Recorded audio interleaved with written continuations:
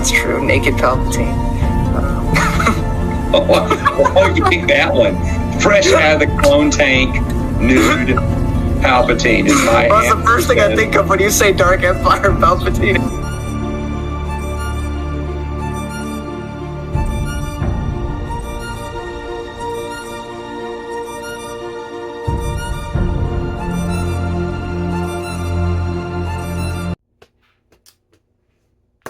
Roasting Alive. Welcome back to not the Expanded Universe. Welcome back to a third timeline, a possible convergence of events, a weird psychotic dream that Luke Skywalker is having after Crucible. Who knows? But here we have the Hand of Thrawn 45 universe, or Gregory Scott, with Sword of the Jedi 3 Redemption. I don't know. I don't know what to say here.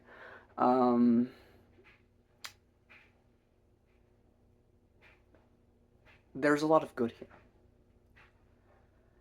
At the same time, people have hyped this up so much as Stover level and as the true conclusion to the Expanded Universe in their heart of hearts, because it was written so expertly well. And while I agree with that to a point, and I also have read some stories without reviewing them, which I'll rectify at some point, which were the conclusions to Coruscant Knights and Republic Commando, which were kind of converged into sequel or connected to each other. I think that Gregory works better when he's working in a confined space. When he's working in stuff that's established, and so he can work through that to make a story within that that's really compelling. Here he had a complete reins, because he had nothing holding him back. There's nothing except the legacy comics to stop him after the events of Crucible. And Remembrance and Revenge really, for the most part, felt like something that could happen after Crucible. And I really felt that, and the characters mostly felt correct. There were some hiccups on continuity, but other than that, he's one guy, no editor. And, typos sometimes. But outside of that, most of this felt like something. It wasn't phenomenal or anything. It wasn't spectacular, but it was good. And I could see it.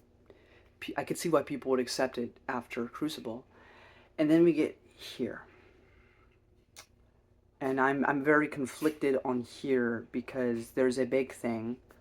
I'm going to spoil it for you because I can't talk about this story without addressing it because it hijacks the story at a certain point. But, originally Sword of the Jedi was meant to be a trilogy written by Christie Golden and would have been focused on Jaina. And for a trilogy that was meant to be about Jaina, this is not completely about her. And the reason for that is that Gregory wanted to make a conclusion to the Expanded Universe. Not just a trilogy, he wanted to make the conclusion. He also has some gripes with stories, set after New Jedi Order. And so this was kind of his way of rectifying all the things he saw wrong with that. But in so doing, it hijacks the story and kind of just... The story converges on Zumna Sakat. The one Sith are there with the rogue Vong, and things are coming to a head. And I'm down for all of that. All of that I'm really down for, because one of the lingering threads is Crate. And Crate obviously has to be defeated before the events of Legacy Comics, but without dying. But at least people have to think he's dead. So that, he could still be around during the Legacy Comics. Otherwise you have a contradiction. So he had to have been defeated beforehand, and everybody thought, he was, done. And that makes sense to me. So it makes sense to bring him into this story. All of that I'm for. The issue comes, and I noticed it immediately because they've mentioned Jason here and there, and it was good. These are good character-focused moments. But then they keep giving us Jason's POV from the past. A little too much. Then they come up with this contrivance that Zimna through the Force, can literally bring Jason back to life. But only on a planet. On Zumna Jason can live again. Which is mostly done just so Gregory can rectify a lot of things he sees as errors. By having a bunch of conversations, and it's not, again, Gregory writes more like Aaron Alston than Stackpole. And what I mean by that, and I mentioned this in my Mercy Kill review, is that Stackpole, when he wrote I, Jedi, was very in your face about the problems he had with the Jedi Academy trilogy. Very much, Wedge, you're stupid for dating Kui, and I told you so. Luke, you're stupid. This is stupid. This is stupid. I'm so smart. And it was just Stackpole blatantly and obviously speaking through characters to validate fans who were upset with a certain trilogy.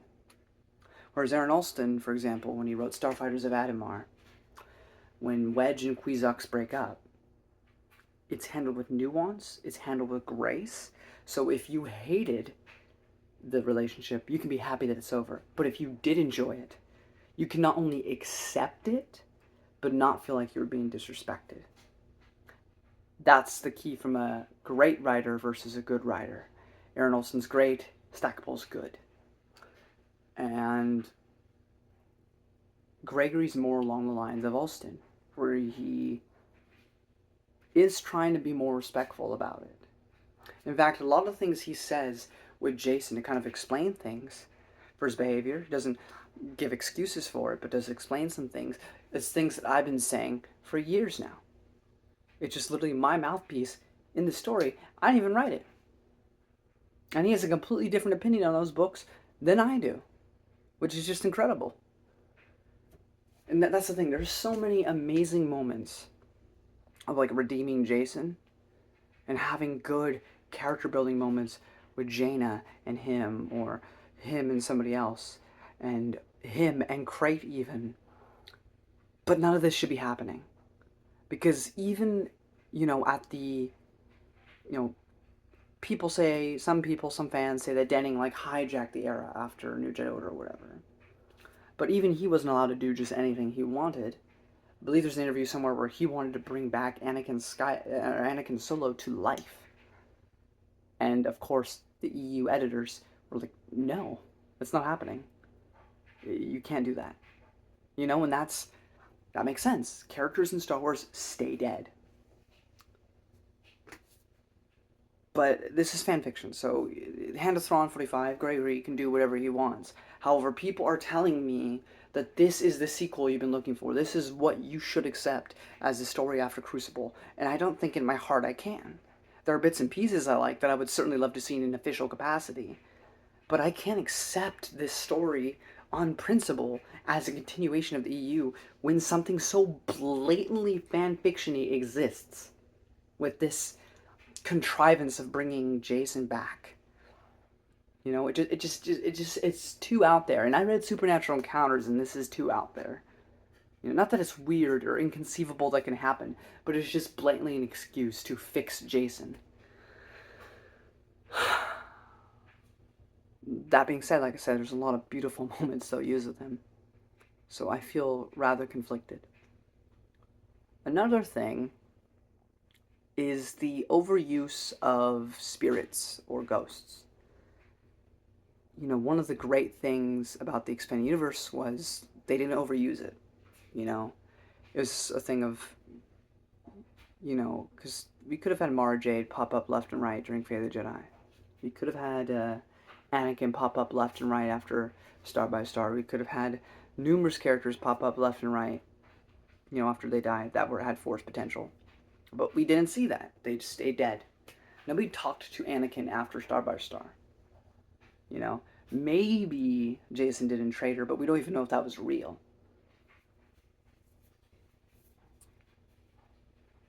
And so, seeing Mara again, seeing other characters again, we see Obi-Wan Kenobi again, which the whole thing in the Thrawn trilogy was that this is it.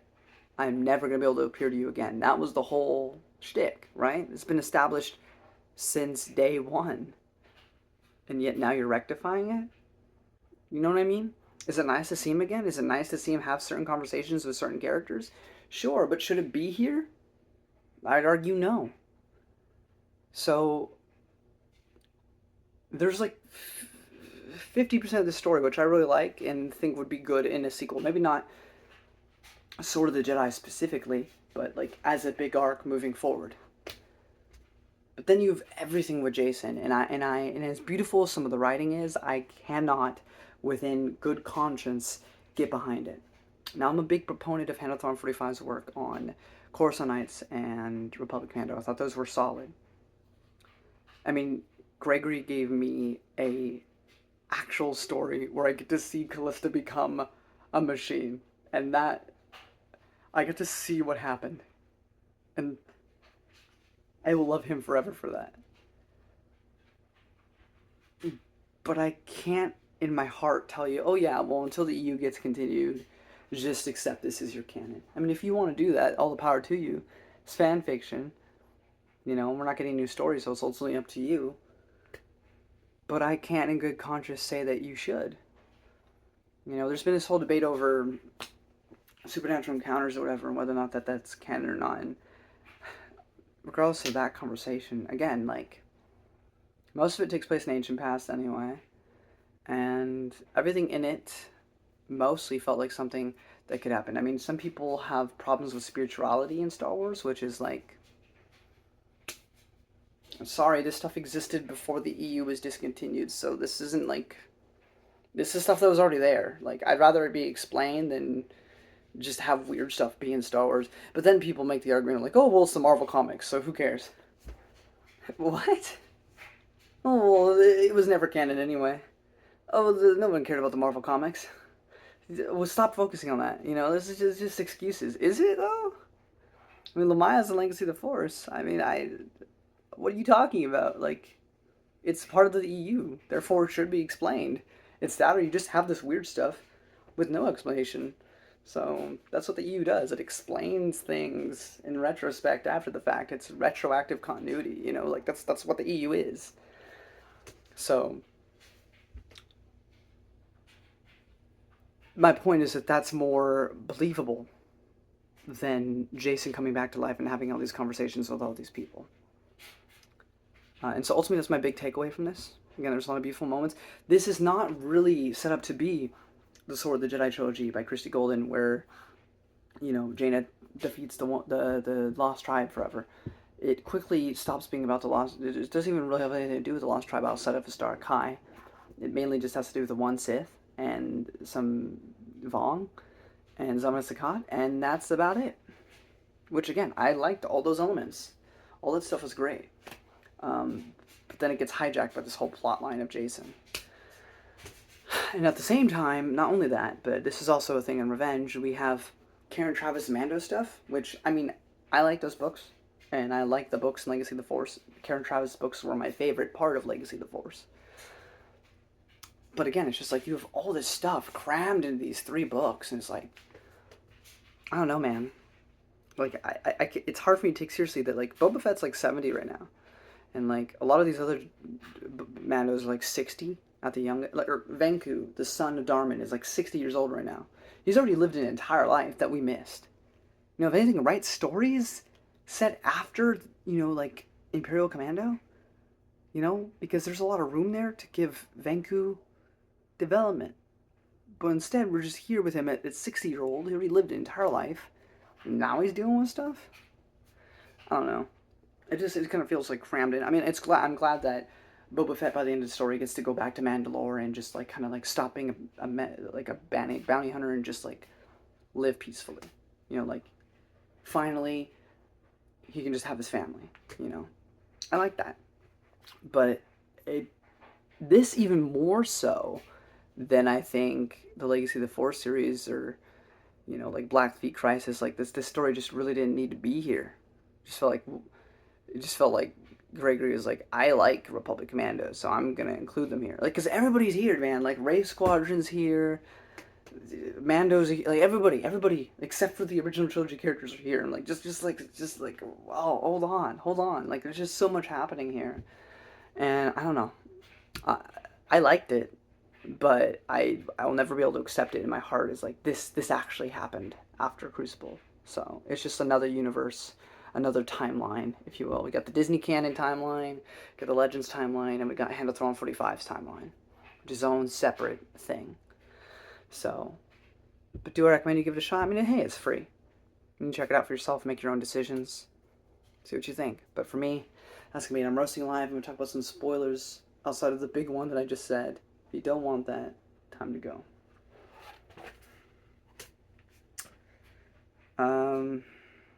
We get Vanku and Goteb. We also know that Vanku is 60, as I mentioned before. And, you know, they have some nice scenes in the beginning, but I already expressed why I kind of just wish they weren't here. And this is coming from somebody who likes the Karen Travis books. Mara and Ben talk to one another. It's sweet, but I hate that it's included here. We get a lot of Crate here, and he actually gets a lot of visions fairly often of the future. And the big thing of this book is he wants Ben to die. He wants to kill Ben because he realizes that the visions he sees of fighting a Skywalker is not any Skywalker that is alive currently, which means it is a descendant of Ben. And, you know, I mean, it could possibly be Luke, but it's most likely Ben, because Luke's kind of older, getting pretty old, and he's probably not remarrying, so it's probably Ben who's the concern here. And so he wants to kill Ben. It's a little fanfiction-y, the fact that Crate's even having visions of Cade, because he doesn't allude to this at all in the Legacy comics. But I can buy it, I can accept it, because it's very vague. He doesn't exactly know what he's seeing. Just knows that it's a Skywalker with blonde hair. Either kneeling before him or killing him. So, fair enough. You just feel like he'd like have bigger significance when he first sees Cade in the Legacy comics, but not really. But yeah, so that's the big thing here. And Force Ghosts everywhere. We get Obi-Wan Kenobi talking to Jaina, because we really needed that.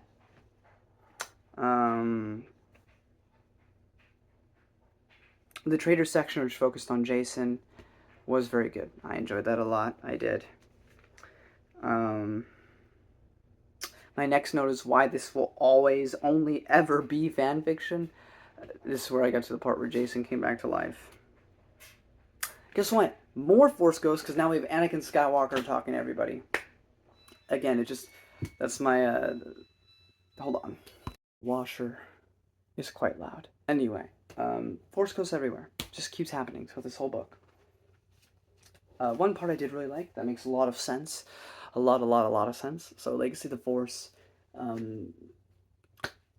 slight spoilers for Legacy of the Force, but why are you watching this if you haven't read Legacy of the Force? So Aurra Sing's still alive.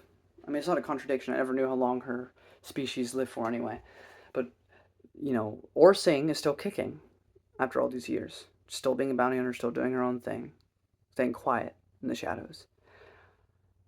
So in this section, we learn that after Legacy of the Force, probably during Fear of the Jedi, I don't know, but Crate finally finds Aurra Sing. He wants revenge for all those years back for her killing his father.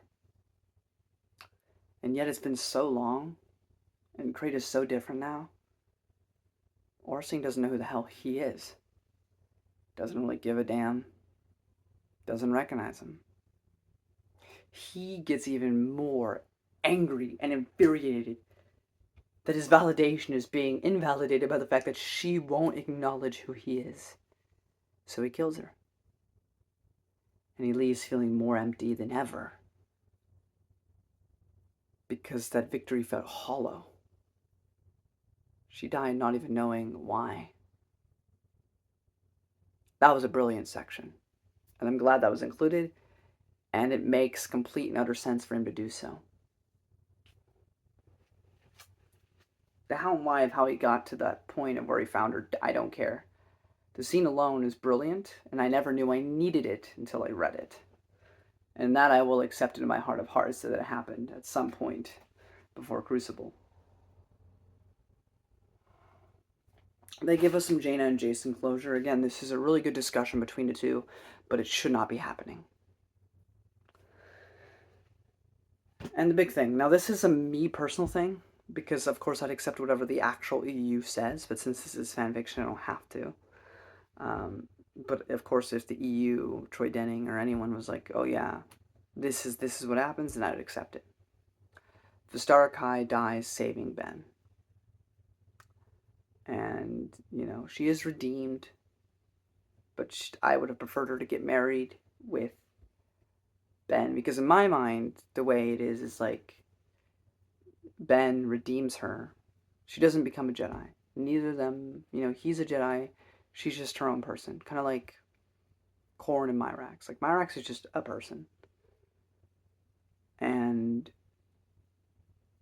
I just like the idea of her being a former Sith turned lover and wife, because think about his descendants down the line. You get to Cade, you know, like, he's such a unique Skywalker because he can walk that fine line better than literally anyone.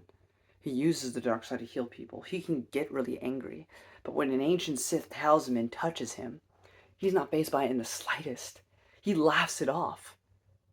You know, he can get angry, he can be upset, he can do all that, but he never actually, like, truly falls. He never loses himself. Would it make even more sense if his ancestors had been a combination of Jedi and Sith? To me, that just makes sense. But of course, if, you know, Troy Denning or Stover or whoever's writing, you know, after Crucible is like, no, if a star dies, I'd accept it. So that's what they decided to do here. There's nothing wrong with it inherently. It's written well. It's done well. I just personally don't like that as her ending, because I feel like there's so much more for her than that. Anyway. Then Jason and Jaina fight Crate. Jason gets pummeled, which I'm kind of annoyed by. I mean, Crate has been shown by Fate the Jedi to be pretty on par with Luke, so I suppose it makes sense. But it felt like in Legacy of the Force, Jason put up a better fight against Luke than he does against Asherod here. Maybe that's because it's not really his body, it's like this weird Zamda thing, but that's more me just coping. Could also be because he's a Jedi again instead of a Sith.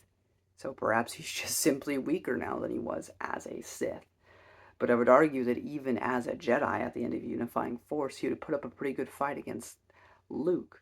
So I just personally was against how much stronger Crate was in comparison to the two of them. Like, Jaina and Jason should have been giving Crate the biggest fight of his money ever. Like, the both of them combined should at least equal, like, a lower tier Luke or something. I know there's no such thing as power levels in Star Wars, but, like, I just feel like they both should have put up a better fight than they did.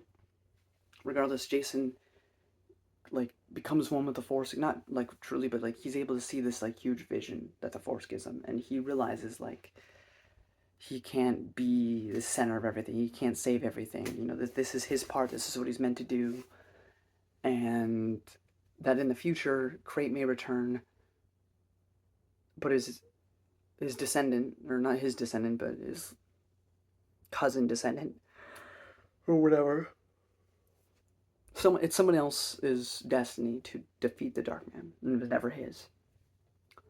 And also at some point, I think they didn't get the crab armor off of Crate like he does at the end of the Legacy comics, but they did essentially heal him from being hurt by it anymore, I guess. Like, so it was just armor that he was stuck with, but it wasn't going to hurt him anymore. So to make sure it's not a contradiction, you know, Jason sacrifices himself, but messes with the Vong stuff, because he was able to do that in Traitor, and makes it so it starts hurting him again. So he has to, you know, even if he survives the fall, because they both fall off like a cliff, then, you know, it's going to take Crate a long, long time to heal from this. Which, that was, Jason's whole thing was, he became a Sith Lord, he did all this stuff, and he did change the course of history by doing so. Alana probably would have become Darkseid if not for Jason doing that, so now she won't. But his other part was, I gotta injure Cade so that he doesn't show up until Cade's ready. He didn't know who Cade was, but that's essentially why he's doing that. Which, again, I don't like that Jason's here doing all this, but here we are. And so Cade seemingly dies, at least to Jaina, at least to everyone else, and Jason dies again, but this time redeemed, So that way Denning haters can be happy, and, there's no continuity break because everybody thinks Cade is dead, which again is something I needed to happen anyway, because it only makes sense that the Jedi would face him off at some point, seemingly defeat him, and he would come back in the future long after everyone's thought that the threat's been taken care of. So that makes sense. There's also a lot of other stuff going on. You got the Mandos dealing with their stuff. They talked to Jane a little bit. Boba's doing his own thing. Dala's doing her own thing. Dala finally gets stopped here forever and ever. Tahiri's doing stuff. Wraith Squadron's doing stuff. Scut decides at the end of this trilogy to stay on Zona Zakat, so that's interesting. I don't think we're going to see anything from that, because the next story takes place like 70 years later, but still cool.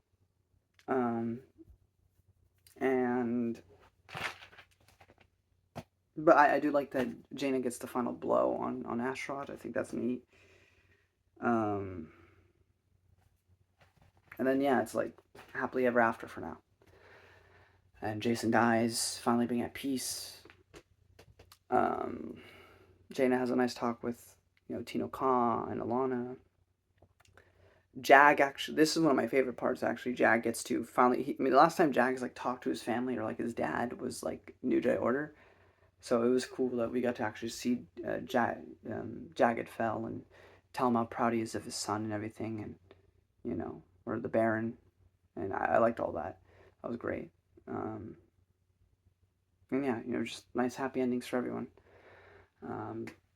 Boba Fett goes to relax on Mandalore and all that stuff, so again, there's a lot of parts of it I like. And there's a lot of parts I like even with Jason, even though I complained about it, but I just fundamentally don't agree with that premise of bringing him back. And so maybe I'll like his next trilogy a bit more, since it won't have that part of a story arc. But I can't really accept Sword of the Jedi into my heart as, my head canon because of that. But maybe you will, and that's completely up to you. I've heard varying opinions. Some people who hate Denning love this book. Some people who hate Denning still hate this book. Some people love Denning but hate this book. Other people love Denning and love this book. It really just depends on the person. You can form your own opinion. You can read this for free on fanfiction.net. But as for me, it's kind of like a hit and a miss. Again, the Vong working with the Sith, I love that concept. I love bringing Zona Zakat back, making that all important. And I love all the character stuff, trying to get people over trauma to finally move on with their lives. But fundamentally, bringing Jason back was just a mistake, in my opinion. The last thing is that Luke talks to Ben about his mistakes as Jedi Grandmaster and what he's done with the Jedi over the years. And one of the things he says that the Mortis dagger is not that important, that we should be focusing on balancing ourselves more than that. Sure, balance is important and all that, but at the same time, Fate of the Jedi, at the end of it, said that there are tentacles popping up and killing people. So you shouldn't just stop searching for that and go and meditate. What are you on about? That's a threat that needs to be resolved completely and utterly forever. You can't just ignore that. So that was a little weird. But okay. And yeah, Jaina's going to go hang out with Jag for a bit over in Imperial space. So we'll see if there's some Imperial Knights in the next trilogy. But that's pretty much it for now, guys. Thank you all so much. Thank you all so much for watching. And I just want to say, I know it kind of came off negative, but to HOT45 or Gregory, if he's watching, still super big props to you for making this. I mean, a lot of the writing is really stellar in here. Despite my grievance with that main thing, it's great. You did a wonderful job. And all the power to you for actually doing something with it, and actually working through the story arcs we had and continuing off of it, even if you didn't like it. And, you know, I know a lot of people are craving more of the Expendiverse because it wasn't concluded. It just stopped, you know, and you kind of give some people closure. Not exactly me, but I still appreciate the valiant effort, and it should be commended. I mean, you didn't get any profit from this. It was entirely for free, so all the power to you. And I look forward to reading your next trilogy, despite what I've said. So, thank you all so much for watching. If you enjoyed this video, give a thumbs up, share it a ton. And I'll see you in the next one. Live long and prosper. Oh wait, wrong franchise. Anyway, I'll see you.